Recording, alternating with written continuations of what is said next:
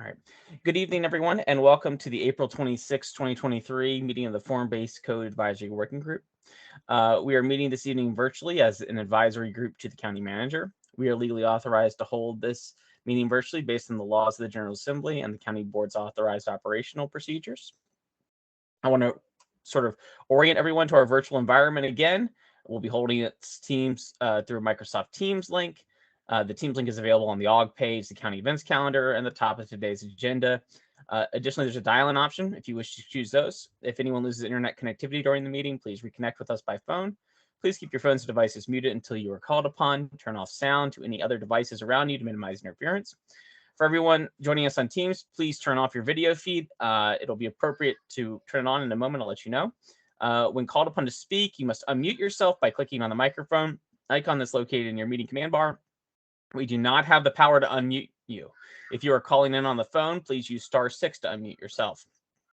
The meeting chat is active for participants who need technical assistance only.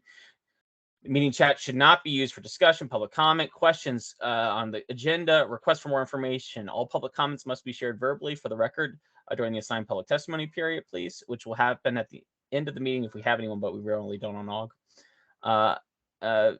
If you wish to be recognized to speak, I ask that you turn on your video or raise your hand, and I will get to you at the most convenient time. And I believe, lastly, today's meeting is a public forum. It will be recorded. The recording will be posted on the county website. All information associated with today's meeting, whether written or spoken, is subject to the Virginia Freedom of Information Act. And with that, I think I'll be able to get to our agenda item this evening, which I believe is first a county staff update, followed by a presentation and an agenda item. I do want to let everyone know that this will be my last meeting as your chair. It's been a pleasure. But joining us this evening is Commissioner Daniel Weir, who will be taking the reins at our next meeting, which will be May 10th, but we'll talk about that later. And with that, I believe, Olivia, are you going to kick us off?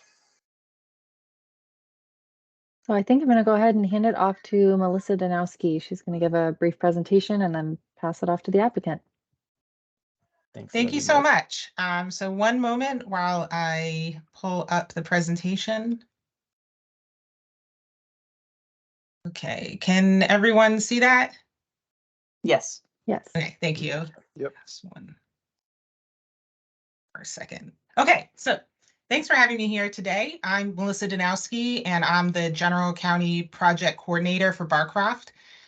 Even though I'm the overall coordinator for the county, there are different staff leading different aspects of this project. So I do have with me Mark McCulley with Arlington Economic Development, who is leading the Master Financing and Development Plan aspect of the project, or the long-term planning for the site, as well as helping with the initial renovation project coordination. And the Gyre Lynch team is here, of course, to discuss their use permit application. But before getting into the use permit discussion, I wanted to refresh everyone's memory on the Barcroft project and the updated process to move forward with an initial renovation project. So back in December 2021, Gyre Lynch purchased Barcroft Apartments with the assistance of a $150 million loan from the county and about $160 million from Amazon.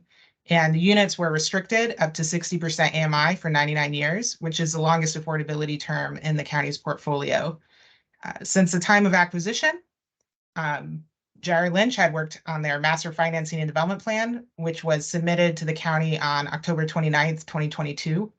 And the Master Financing and Development Plan, or MFDP for short, is a high-level overview of some of the planning, land use, and affordability concepts. So county staff is now in the process of reviewing the MFDP and long-term planning concepts that would go through public engagement process and ultimately county board consideration. But as county staff and Gyre Lynch continue to work on long-term planning for the site, Gyre Lynch has agreed to move forward with advancing an initial renovation project of approximately 100 homes at Barcroft Apartments, and I believe it's exactly 93 units. So this will allow Gyre Lynch to begin to deliver renovated, upgraded homes for existing Barcroft residents, while providing enough time for Arlington County staff and Gyre Lynch to continue to work on the long-term planning and recommendations. And Gyre Lynch team will be discussing this in a little bit more detail, but the renovations will include items such as updated bathrooms and kitchens, new in-unit laundry, as well as upgrading the HVAC and other systems. And for the initial renovation project, Jerry Lynch is considering buildings that are part of the existing neighborhoods form-based code conservation area and are not envisioned by either the county or Jerry Lynch for redevelopment, regardless of the ultimate plans for the property. And there will also be a community engagement process with this initial renovation project. Jerry Lynch will host resident meetings to ensure that the Barcroft residents are informed of renovation plans and can provide feedback and ask questions.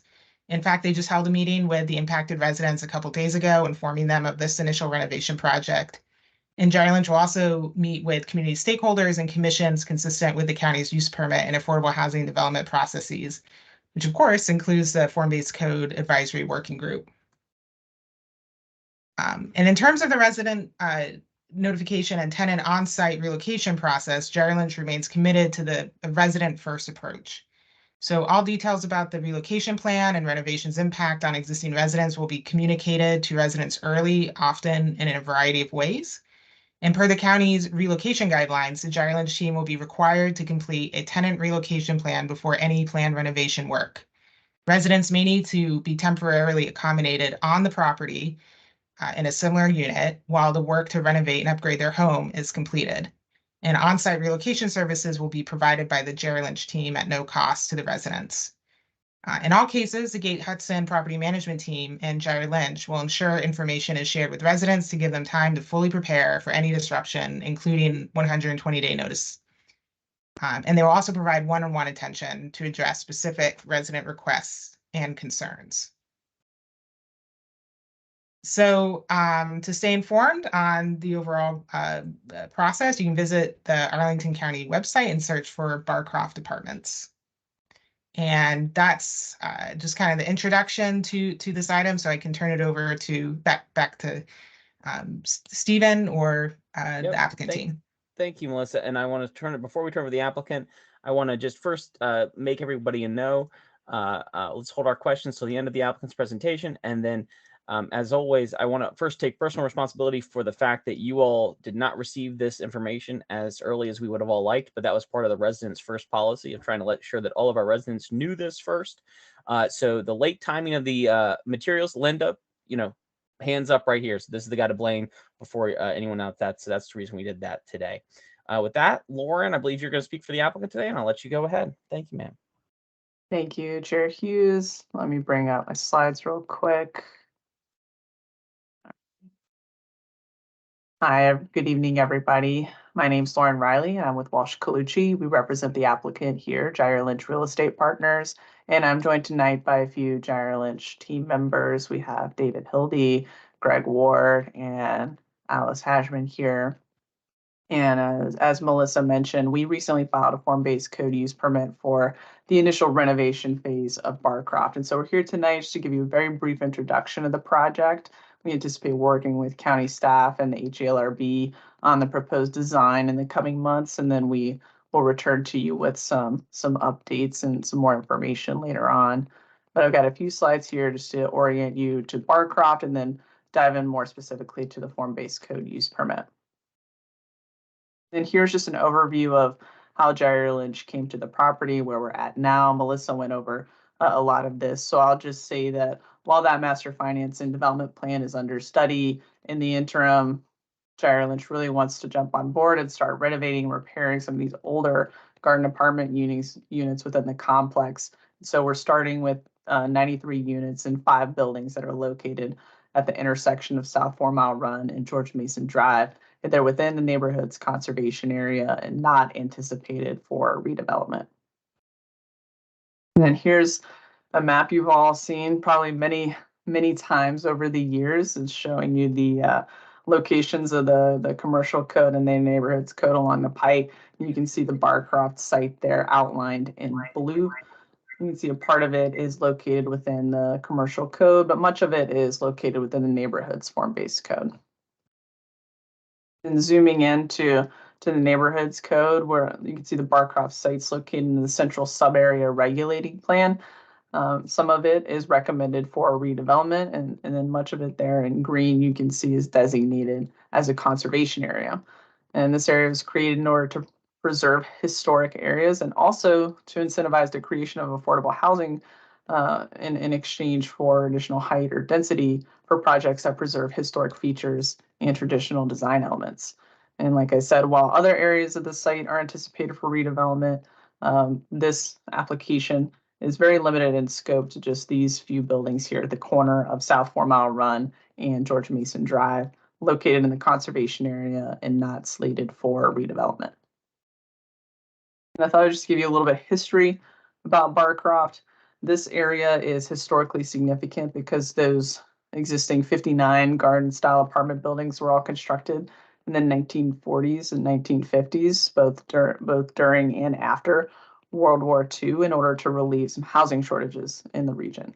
These buildings are good examples of mid-20th century garden apartment buildings, and they're designed in a more simplified colonial revival style. Development across the site was constructed in 2 phases. So phase 1 came in the early 1940s. And the notable features there were brick exterior walls, slate roofs, and ornamented entry surrounds. And then came the second phase in the later 1940s and early 50s. It's more of a modified garden apartment style. It has larger parking areas, reduced landscaped courtyards, asphalt roofs, and more simplified entry surrounds. And here's a visualization of that history of Barcroft. You can see there phase 1 outlined in blue and then phase 2 outlined in red. And then these buildings have then been color coded in order of the year that they were developed. And you can see that the project area there circled in red is a part of section 3, which was constructed in 1943 and 1944. And I'll note that the form-based code use permit project area is just limited to this portion of section 3 that is north or page left of South George Mason Drive. And here's an aerial view of the Barcroft site outlined in yellow there with the project area highlighted in red. And as I mentioned, the project site's only a portion of section 3, these 5 buildings, and they're known as buildings 22 through 26. Here some existing photos of these buildings. These are buildings 22 and 23. They're set back further off 4 Mile Run. And then here's buildings 24 and 25. These are there at the corner of South 4 Mile Run and George Mason Drive. And then lastly, building 26, which is further east there along George Mason Drive. With this applicant's use permit, I'm sorry. Give me just a second, see if I can stop that from flickering there. My apologies. There we go. So with this form-based code use permit, the applicant's not only proposing to renovate and repair these older garden apartment buildings, but also, as you can see here, proposing some rear building additions that will provide more family-friendly units. There's 93 units on the site today. They're all 1 and 2 bedroom units. And so with this proposal, the applicant will construct rear building additions on buildings 24, 25, and 26. And they'll be converting some existing 2-bedroom units into 3 and 4 bedroom units. And these rear additions were encouraged by county staff in order to bring more affordable family-sized units to this area. And I think, as Melissa mentioned, all 93 units will be provided as committed affordable housing units. And also, as you can see there highlighted in green, we'll also be adding a landscape courtyard there behind building 22 to provide additional gathering space for residents. And then here's our laundry list of all of the renovations and repairs and additions that Gyra Lynch will be performing on these buildings. You can see we're doing things like pointing up the brick, repairing the roofs, replacing some non-original fixtures with more architecturally compatible fixtures, as well as constructing those building additions to provide those larger unit sizes. And then for those items highlighted in yellow there, those are ones where we'll be requesting a modification of the form-based code conservation area standards. And I'll speak a little bit more on that in just a minute. But I did want to show you all what a typical renovation and building addition would look like here. And this is the typical floor plan for building 26. You can see those 2 building additions there highlighted in yellow. they'll be converting those existing 2-bedroom units into 3-bedroom units here.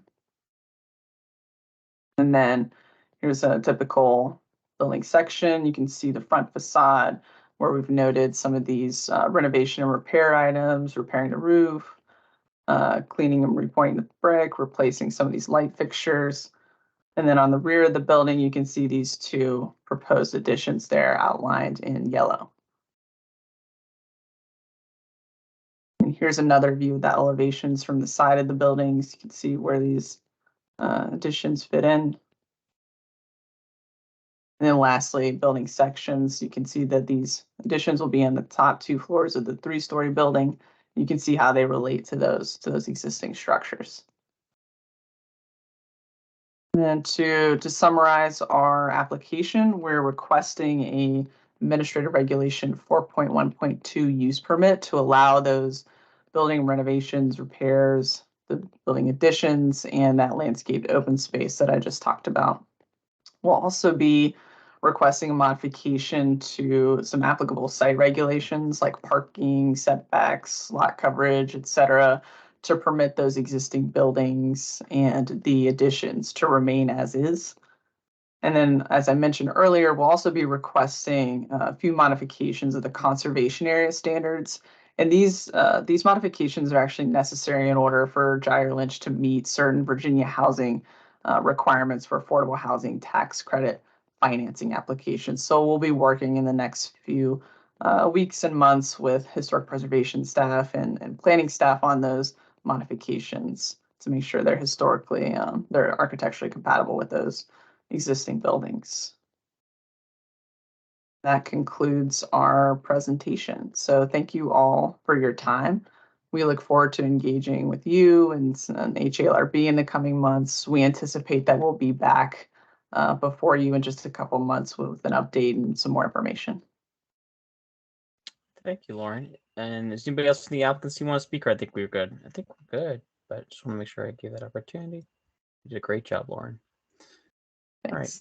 With that, let's turn it over to any questions we have out there for anything for the applicant or for staff. Hands up, please. And then we'll call you as we have questions. Anything out there? Questions?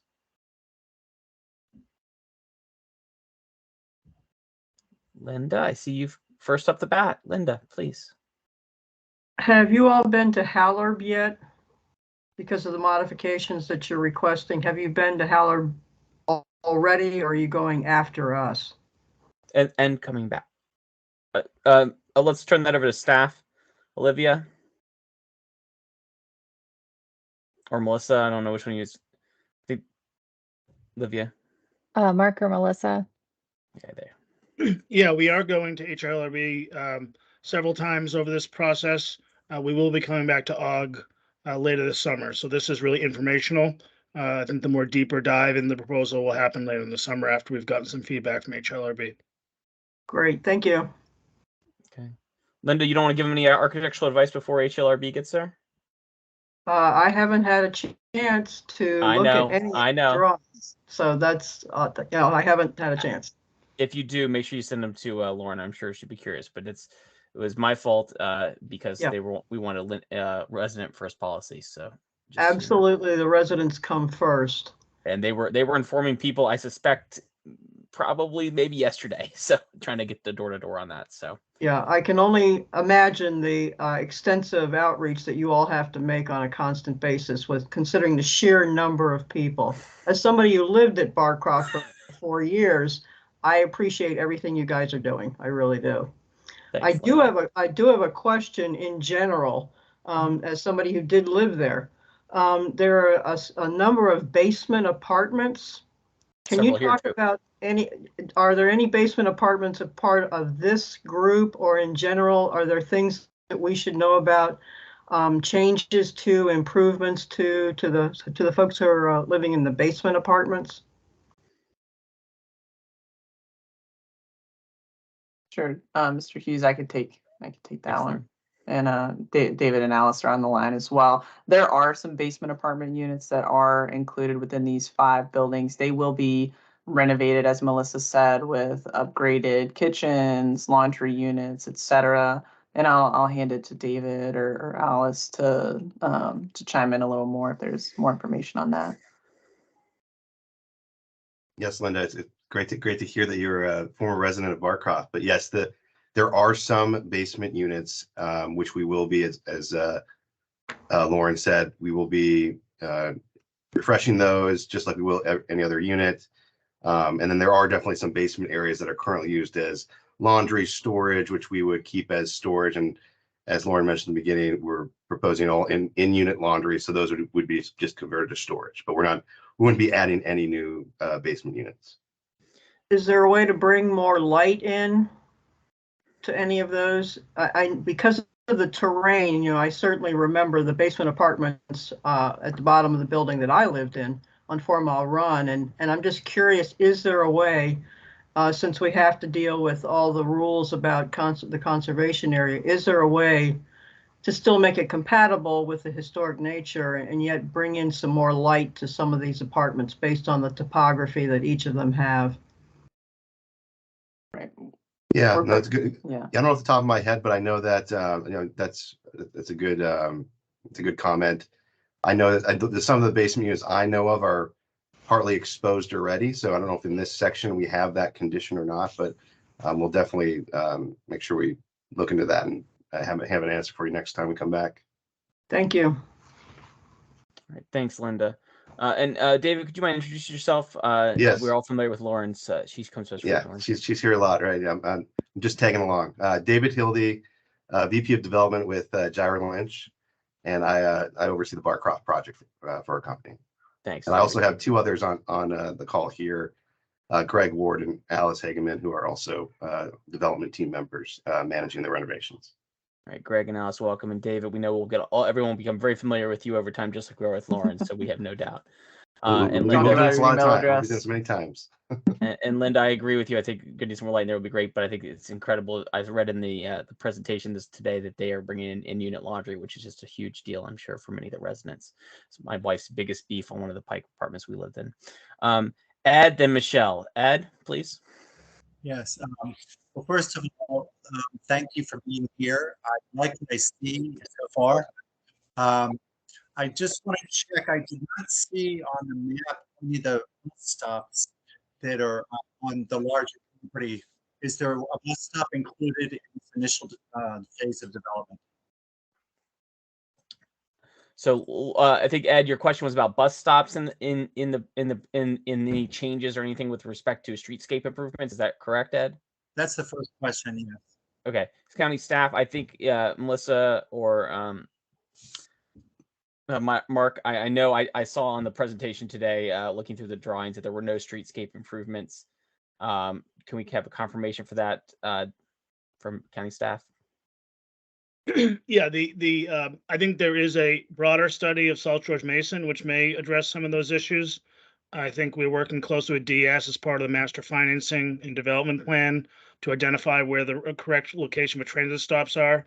But as part of this use permit, we are not anticipating adding that infrastructure until that holistic view is taken of where transit goes on the site. Okay, well, my comment would be that on the site, on the property, you have these beautiful old bus stops. There's one in Columbia Pike.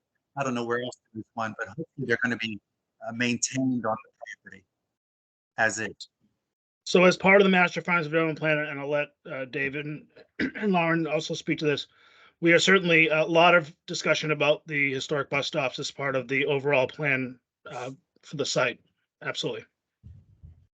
Okay. Yeah, and we also know we love those historic bus stops, and the current plan is to we're studying how do we keep those with the new development going around them. But that will be something that that's what we're working on as part of the master plan and those new development areas that we'll be having further discussions on. Well, I'm elated to hear that at least you're looking at that, and hopefully they can be kept. The other question is, I saw that you're going to have to pick up some of the walls from the existing heating source. Could you make a comment about what the heating source is being changed from to what it's going to? So I think you said what systems are we changing to the MVP? So currently there is a boiler system for hot water, and then through wall AC units. So we would be removing those through wall AC units, matching the brick, putting it back to brick facade, and the heating, we would be abandoning the boiler systems, and then both would be provided from I believe I'll be specific, but some sort of heat pump system that would be, again, individually controlled by the residents. So we're going away from the boiler and PTAC units into more of a kind of less invasive, individually controlled heat pump system. It sounds very good to me. I'm finished.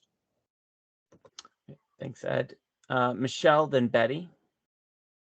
If you can, drop your hands if you don't have follow backs. Thanks. I just really had a quick question. I also didn't have time to really look at the plans, but could you, I think it was Melissa who said there was a meeting with the residents recently. I'm just sort of curious. I know it's like a resident first policy. I'm just kind of curious about how the residents are, a lot of your language was like, we informed the residents that we're doing this, and I know it's a residents first policy. Could you just like, let me know sort of if they have concerns or how that part is going, to make sure it's happening with them and not to them? I don't need a long explanation, just a minute or so. Thanks. No, I mean, just, first, maybe broadly speaking, since we acquired the property, we really spent most of the first year doing events with residents, getting to know them, engaging them, getting feedback, which to inform our MFDP submission in October. So we had lots of events, lots of great interaction with the residents.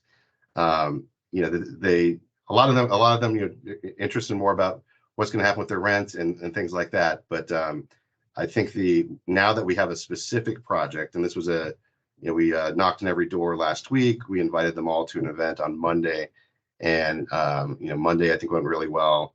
Especially when we mentioned the Indian unit washer and dryers, there were a lot of smiles in the audience. So right, Stephen, you know how the people generally respond. So no, it went very, very well. Again, we're trying to over communicate. We know this is a disruptive process, but also an exciting one for them. And I think we're trying to also communicate that. So again, we'll continue to meet with this group. We have a specialist a group that specializes in these type of transfers and temporary locations that is fully engaged to work one-on-one with residents. And as Lauren mentioned, we're paying for moves and trying to communicate all this to them to kind of get them all comfortable with it. But that is one of our main priorities here, is take care of those residents that we already have on our property. And Melissa, do you want to speak at all to the tenant landlord relocation housing review that goes on as well? Yeah, there will be a required tenant relocation plan, but I think what I was going to chime in on is we also have tenant relocation staff that are going to be looped in and tied into this process, and who have lots of experience with this, who will also be helping the Gyre Lynch team as the initial renovation project gets underway.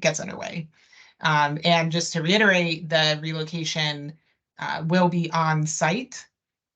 So I think there are maybe some details to be worked out, but all the residents will be, when they need to move, it would be to another unit on the property. Okay, Michelle, does that answer your question? Do you have any follow-ups? No, that takes care of it now. Thanks, Stephen. Okay, Betty, and then Linda, I see, is back. Betty? Hi, just a really quick question. What percentage or what number of these units that you're fixing up will be made to be wheelchair accessible? In this first phase, none of the units will be given this is a very steep section of the property. Our overall goal is to address accessibility site-wide.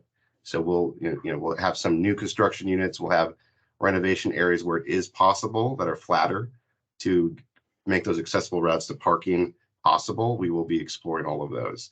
But in this first phase, we do not have any accessible units. Betty, any follow-up or questions? Nope, I'm fine, but I will want to know ultimately what the percentage of wheelchair apartments are going to be throughout the entire property. Yeah, so and just to answer that quickly, we're targeting 5% across all of Barcroft. More than double the minimum. Good. Linda, and then Michelle, you still got your hand up, so we'll circle back to you if you do have a question. If not, let's see if you drop it while Linda speaks. Linda, back to you, please. Okay, I have a question about on-street parking on George Mason. The reason why I'm asking is because I commented, the comment period stops on Sunday for the George Mason Drive effort, all the enhancements to the road.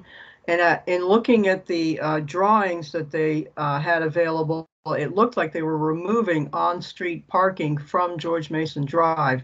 And I couldn't tell if they were just not going into that level of detail on the drawings. And I definitely commented as part of the formal county feedback process asking, are you eliminating on-street parking? Because I was hoping the answer would be no, that's not being eliminated on George Mason Drive. So that's my question for you all. And have you been I assume you've been fully a party to what the county's been doing on George Mason Drive.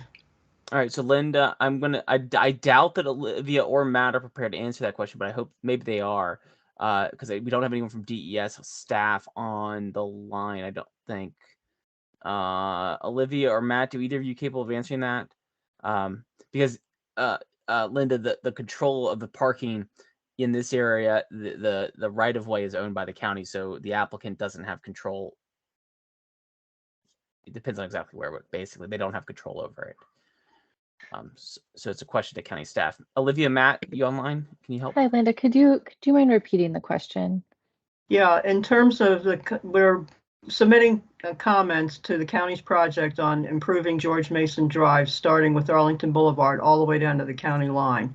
And the segment that includes Barcroft Apartments, in looking at the drawings that were available for us to comment on, it looked like, but I couldn't tell if they were just at a higher level of detail. It looked like they might be recommending eliminating on-street parking on your stretch of George Mason Drive.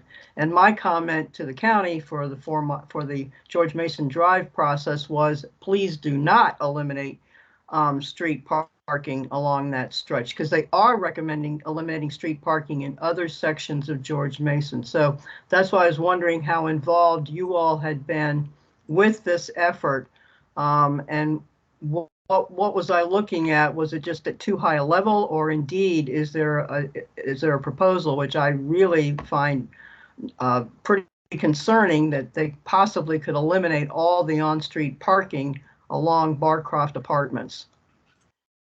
Okay, thank you for providing that question. I think Mark will probably be the best person to answer that one. Yeah, and best answer, meaning, as Stephen said, I'm not DES, so I can't tell you the details of each segment, other than that we've been deeply involved from the staff team and Jair Lynch's team early in the process to provide continued comment. We understand parking is a concern for many residents on the Barcroft site, both on-site and off-site, as well as the commercial vehicle parking, where a lot of the residents use that to store their work vehicles.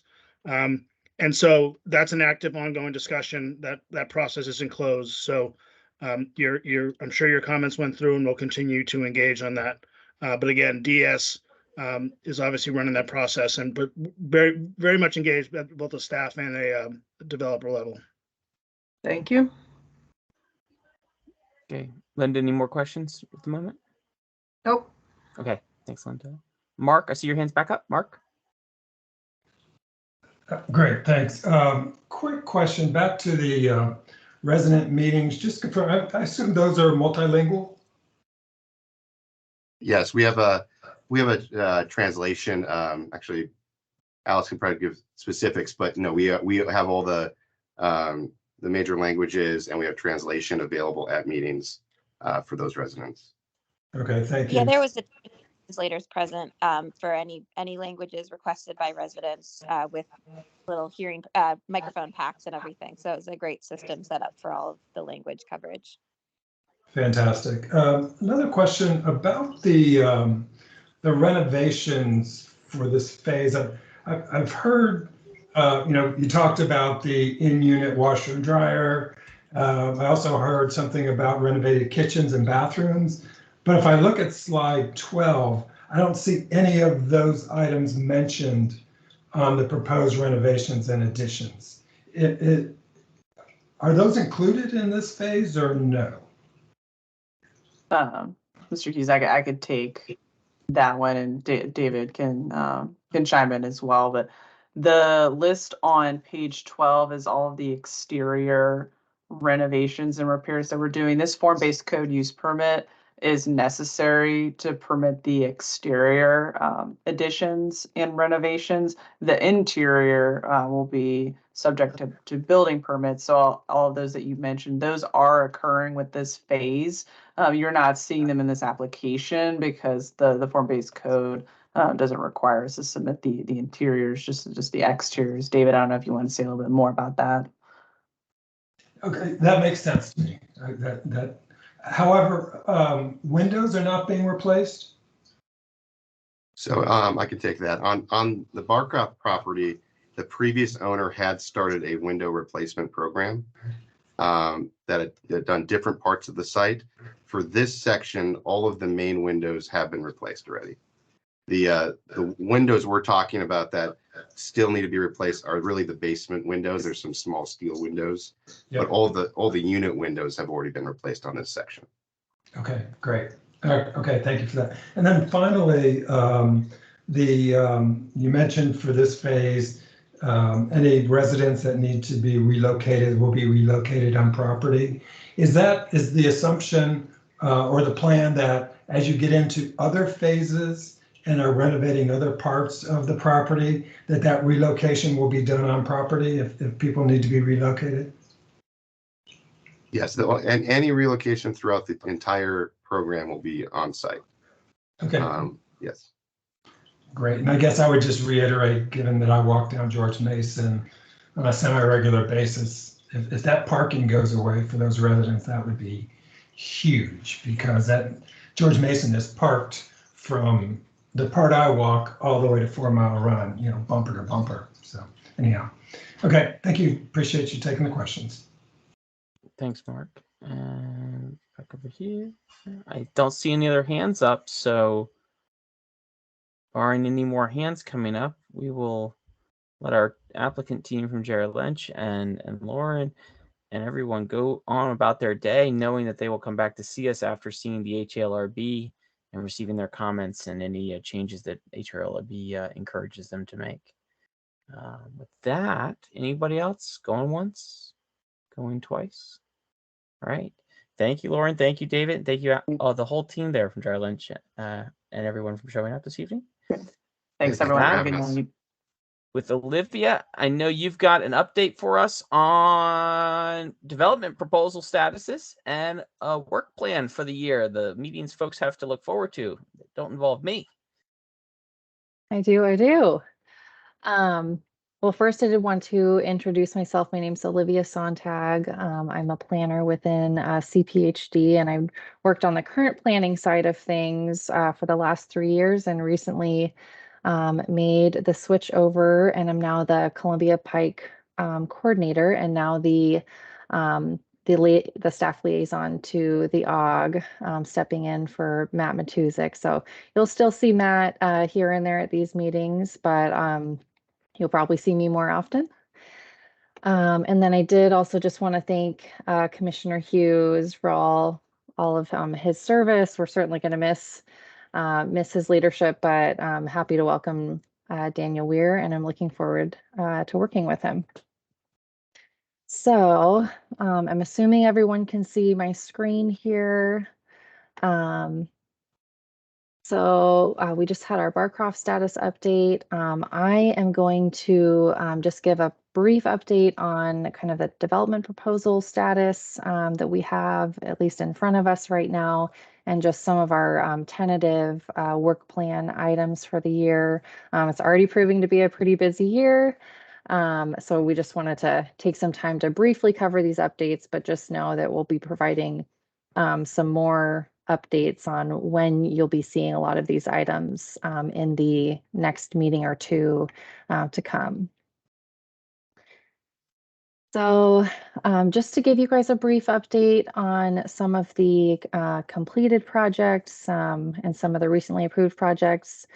The newest one to note here is the near complete construction of the Arlington View Terrace site. And then the Bank of America site at 3401 Columbia Pike was the most recent form-based code application approved by the county board, I believe back in February. And then currently, you'll see highlighted in purple here, these 3 purple sites are the 3 development proposals that are currently under review with the county, all kind of on the eastern half of the pike. And this includes the 1001 Glebe Road, which is the site of the Exxon station, 2801 Columbia Pike, which is the frame shop location, and then the Arlington View Terrace Phase 2. So just to give you a brief update, again, you'll be getting more detailed updates in the months to come when these are ready to be reviewed by the AWG. But this, the first preliminary submission was submitted to the county in March, and staff's currently reviewing the proposal from AHC. At this time, no modifications are being requested or have been identified. So this is currently tracking as a by right proposal, very similar to the first phase of Arlington View Terrace. The proposals for a 3 and 4 story residential buildings, it kind of, you can see they taper, they start at 3 stories further north and taper up to 4 stories. But it totals 78 committed affordable units at 60% AMI for 30 years. And then I just wanted to point out too, the sites do about the Army Navy Country Club on the west and the south end. And there is an RPA that kind of jogs around the corner of the southwest corner of the site. So again, we're continuing to review this submission, and the AWG will see this later this year. And then the next item, this is in its second preliminary submission and was submitted to the county in April. It's located right fronting Columbia Pike. This is the frame shop. And then Walter Reed here on the west side. So this is a within the commercial form-based code. We're looking at a special exception use permit, as we know that modifications are likely. This was just submitted a couple weeks ago, so we're still beginning our review of the proposal, but right now we're looking at a 6-story mixed-use building with ground floor retail and residential above, about 75 total units at market rate. They are preserving the historic facade, so this one will be going to the HLRB in the later portion of the year. And then we're also looking at a transit stop on Columbia Pike and a bus stop on Walter Reed Drive. And then lastly, this one has not been officially submitted yet, but we have been kind of in early stages of review with the applicant. It's the Exxon gas station located at 1001 Glebe Road on the corner of Columbia Pike and Glebe. So again, in the commercial form-based code, we're looking at likely a special exception use permit. Again, modifications are likely. 6-story mixed-use building, ground floor retail, residential above. We still do not know the total number of units being proposed, but we're looking at the 6-story development up north here. And then south of this proposed new segment of 11th Street, they are proposing some townhomes. Again, that number is not quite known yet, as they're still finalizing some of these items. And then for a tentative work plan, one item that the county board has been flagging for us is exploring the LEED or green building requirements for the commercial form-based code. We do currently have these requirements in our neighborhoods form-based code, which requires LEED silver. So we're in very, very early discussions with staff in DES just to look at, to start scoping out this work. The second item that we'll continue to see on county board agendas in the coming months are some of these commercial resiliency efforts, different amendments to the zoning ordinance and the form-based codes. So these are kind of ongoing amendments that AED staff are bringing to the county board. And then later this year as well, we're also trying to update our administrative regulations in 4.1.2, following all of the updates to the site plan admin regulations. So that concludes my presentation, and I'm happy to take questions. Yep. So I do want to make sure, first of all, Olivia, I apologize for not for forgetting it's your first meeting. I've seen you in so many roles in the planning staff over the couple of years. It was my bad. So I apologize. And for those of you who don't know, you are going to be in fabulous hands with Olivia, and Matt's always in the wings, of course. And so she is going to be a great addition to the Pike as far as moving us forward and continuing with this development proposals. Secondly, I want to make sure everyone knows the comment on the zoning administrations. So to date, the county board has been on a commercial resiliency plan for modifying the zoning code to encourage uses. So if you remember 2 or 3 years ago, the Pike was kind of a leading edge area where they first tested this with a very intensive engagement plan. And we saw lots of proposals inside of our use category table. That has spread throughout the county, and the county is now uniformly adjusting the use table across all zoning districts, more or less, as we move forward to encourage these extra retail uses. So the Pike has not been treated any differently than the rest of the county when it comes to those areas of use categories. So I just want to make sure that everyone knew that was out there. That's been my guiding principle until the Cat Cafe comes up as the actual use category table. I've continued to take the principle that our guiding light has been the public conversations we've had many times in the AWG has been mostly about expanding the uses and creating retail opportunities. With that, we see questions are up. I saw Ed had his hand up, so feel free to ask Ed. But first, Daniel, I see your hands up as well. Daniel, Commissioner Ware. So a comment and then 2 questions. The comment, and I'm going to put the link to this in the chat. This isn't, I guess it's too late for the Barcroft related staff that are here, but for the members of the AWG who asked the question, it appears that the proposed preferred concept for segment 2 of the George Mason Drive multimodal study. Segment 2 is the segment that abuts Barcroft Apartments. The proposed concept does not remove parking, or at least the very high level. This is all, like they haven't even gotten into actual schematics yet. But what has been presented makes changes by narrowing down the median. Those of you who've walked that area or drive it frequently know that the median there is about as wide as a pickleball court is long. So that's that. I'll put a link in the chat. Olivia, thank you for your presentation. 2 questions.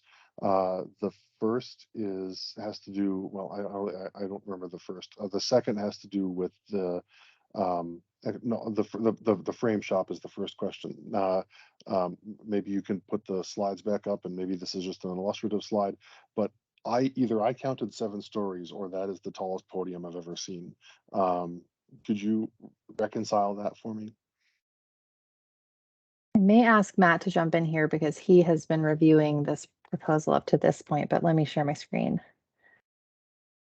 Very good eye, Daniel. It is 7 stories. I'll save everybody the eye squinting. The reason you're seeing 7 is that in this case, you are looking at what we can theoretically call a 2-story podium, which is essentially going to be bringing back the existing 2 floors of the commercial and office space to this project, above which you will still have 5 residential floors above. In the commercial form-based code, there is a provision, other than the Holstead project, which is the first one we had. I'm not sure it's been really utilized again, but it does have a statement that in exchange for historic preservation, an applicant has the ability to earn up to 2 additional stories in height and building height, which is proportional or in recognition of the level of preservation that's happening there. So we've typically not executed that for simple facade preservation. But looking at how much of this structure would need to be returned in place, I think an additional story is certainly something that the county board will consider. But it is in total 7 stories. I mean, preserving this facade, that's a big deal, right? And that's your note about usually don't is well taken, right? Like this is a big one. So okay, so it would be a 5/2 basically is what it would end up being built as, is on the current trajectory. Is that right? Yeah, and just as a comparison, back in 2016 when we considered the Rappahannock Coffee site from BM Smith, they were actually in a very similar position because some facades were being preserved and brought back into that development. In theory, they could have tried to make a case for a 7-story there, but I think given how shallow that site was and how little preservation was, I think, occurring with the limited facades there, I think through discussions with staff, they elected not to pursue that. I think in this case, the site is so small, every floor becomes critical to making this very small project feasible. The adjacent building situation is a little different too. Thank you, Matt. Thank you, Olivia. As far as the gas station site is concerned, is there any, I guess this is a 2-part question. The first is, please correct me if I'm wrong, but my understanding is that taken together, the various trusts and interests, that the people who the entities that own the empty single family lot to the south of this are related entities to the entities that own this parcel. Is that correct, to the best of your knowledge?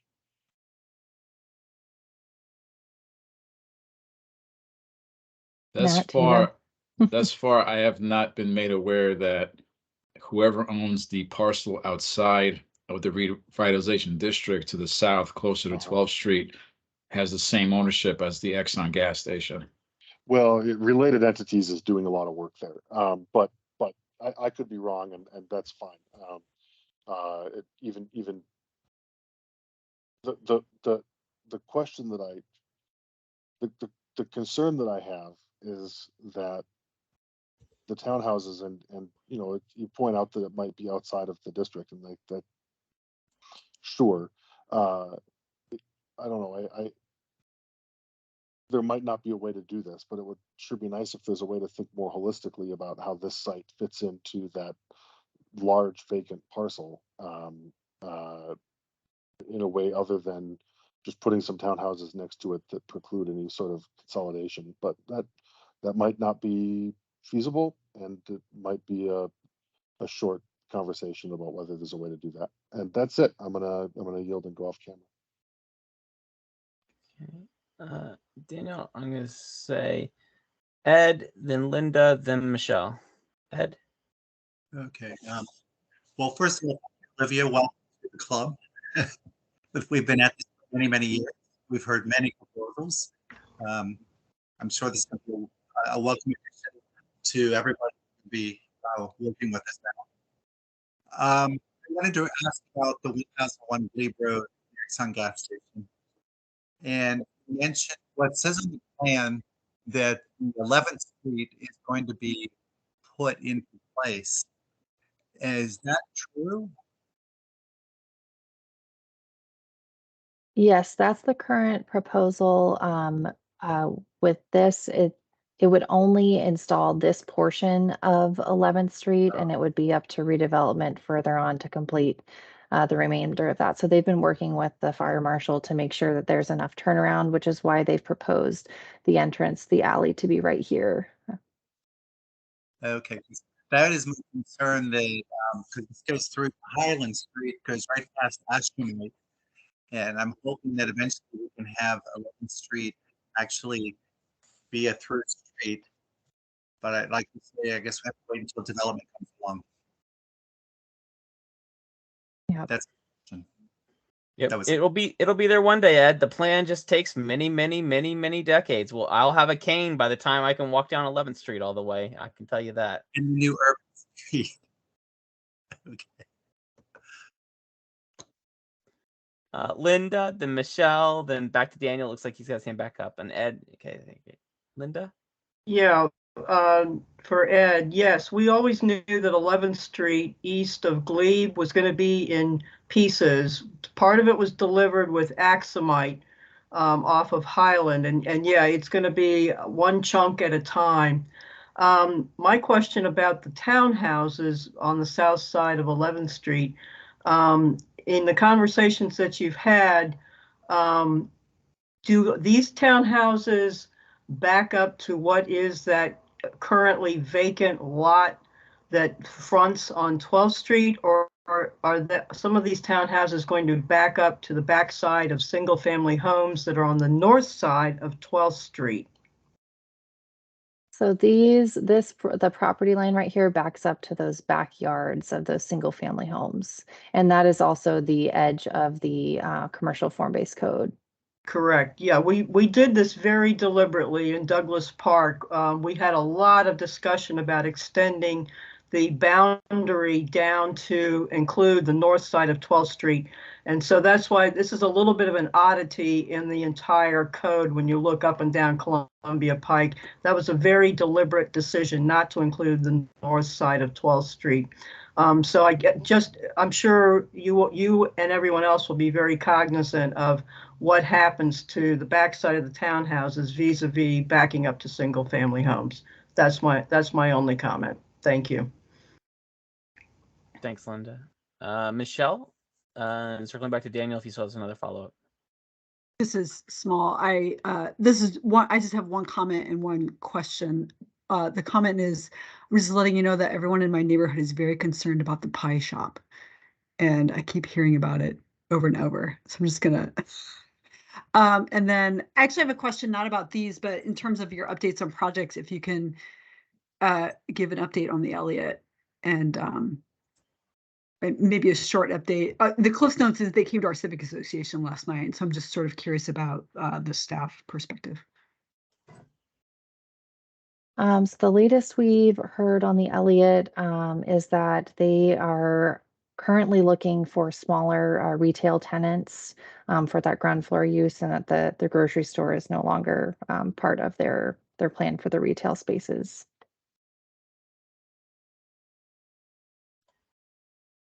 Did that answer it, Michelle? Yeah, do you know, I don't know to what degree DPD or planning staff have been involved in the last night they were talking about how they've been looking for some like interim pop-up uses and talking to lots of people at the county about that. And so maybe you don't have more information than what they did last night. I was just curious. Thanks. Yeah, it sounds like you have probably more recent information than we do. But I'm sure we'll. Oh, I see Amy. Amy, did you have more you wanted to add to that immediate conversation? I see her, Amy from CPRO or CPP. Don't. It's all good, Stephen. We've been talking with the folks with Insight Properties and Scott Management and Fillmore Gardens and the Fillmore people. That is what they're interested in doing. They realize that their timeline has gotten pushed because of the loss of that major tenant. And they've asked us to see if we can find folks who'd be interested in a pop-up type of situation there, knowing it's going to be very short term, year and a half, 2 year. So that is a discussion that's moving forward, and we're going to continue to try to help them find situations that work in that space. And I think they're realizing that,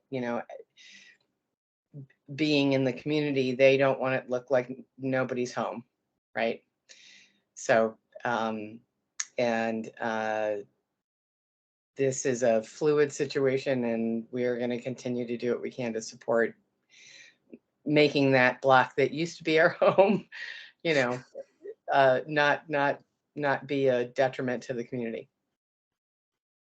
I will say that we've had very early conversations with the applicant, and just to talk about what that process would look like, and likely just an admin change. So, you good, Michelle? Yeah, thanks. Daniel, is your hand still back up? it would be, I'd hate to have another Trafalgar Flats situation, but even if there are different reasons, mostly just for Ed's benefit, to note that 11th Street is and remains a part of the master transportation plan. So, you know, I don't, apologies if you already know this, right? But official county planning policy is that 11th Street be built out from Highland to Glebe. You know, we plan in decades, but the county does now have direct control over a significant portion of that street, of course, in the form of the bank. The back of the parking lot is a major component of 11th. The bad news to that, right, is that the plan didn't anticipate my daughter's preschool from occupying those 3 single-family houses, which will, you know, if the portion of 11th Street from Highland to the part that the county just bought is a rectangle, then, you know, there's a triangle that Axumite delivered, and then the corresponding triangle that is, you know, off the table for however many decades until Meta Montessori decides to do whatever it is they do. So Stephen's not wrong. We'll both be wearing canes, and Stephen's, in my case, maybe will be the reason each other are wearing canes. But that's it's on the policy, and it's like one of the few things that I actually am confident will happen eventually when it comes to county planning. That's all.